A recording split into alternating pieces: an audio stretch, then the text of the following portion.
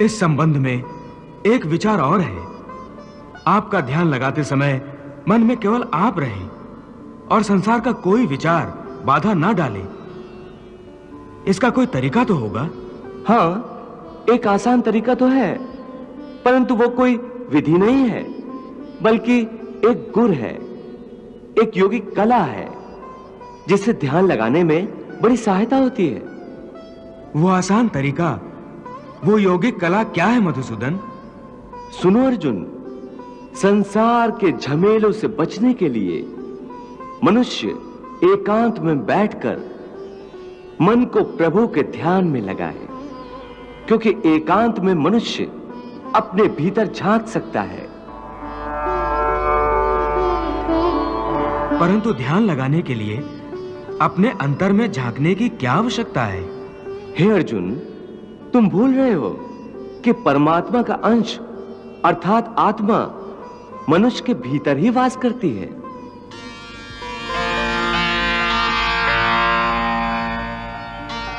इसी आत्मा से संपर्क ही प्रभु से मिलन का पहला चरण है। इसलिए हे अर्जुन, जो मुझसे मिलन चाहता है उसे सबसे पहले अपने अंतर में ही झांकना चाहिए। और यह तभी संभव हो सकता है जब मनुष्य का अपना शरीर उसके नियंत्रण में हो। यदि देह काबू में ना हो तो मनुष्य को ध्यान लगाने का उद्देश्य नहीं मिल पाएगा। हे योगेश्वर, ध्यान लगाने का अंतिम उद्देश्य क्या है? ध्यान योग का उद्देश्य परमात्मा से संपर्क करना होता है।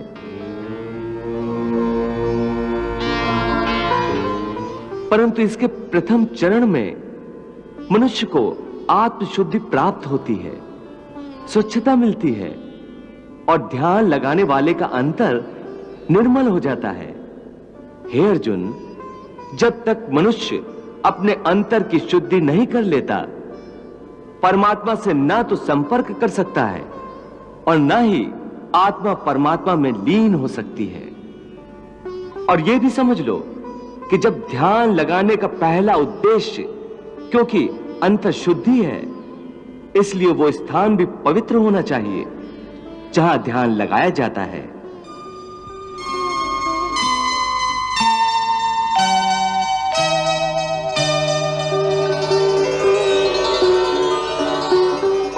हे अर्जुन, मेरा ध्यान लगाते समय मनुष्य को चाहिए कि वो अचल बैठकर अपनी पीठ, सिर और गले को समान और सीधा रखे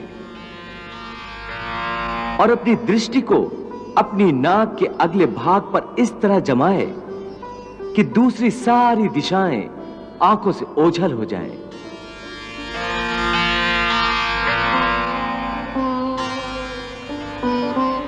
ऐसा करने से अपने आसपास के वातावरण से उसकी इंद्रियों का संपर्क टूट जाएगा और मनुष्य अपने अंतर में मन लगा सकेगा।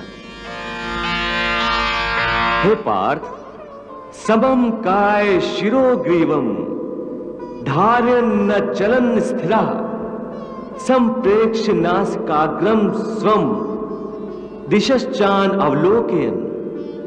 हे मधुसूदन, यह तो बड़ा ही सहज और अच्छा तरीका है।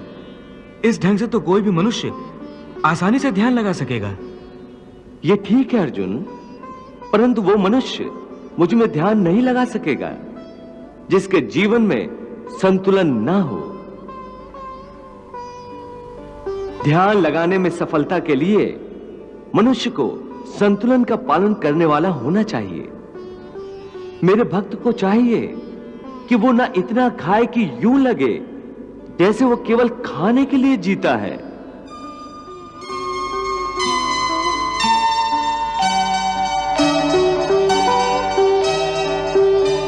ना ही इतना कम खाए कि हड्डियों का ढांचा बन जाए,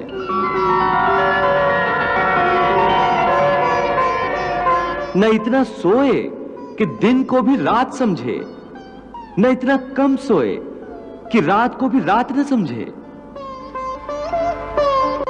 युक्त आहार विहारस्य युक्त चेष्टस्य कर्मसु युक्त स्वप्नावबोधस्य योगो भवति दुःखः। यदि सुख मिले तो खुशियों से नाचने न लगे, और यदि दुख मिले तो रो रो कर अपने आप को हलकान न करे। दुख सुख की हवा के झोंकों से न भड़कने बुझने वाला मनुष्य उस दीपक की ज्योति की भांति होता है, जो तेज हवा में भी सीधी और अडोल रहती है।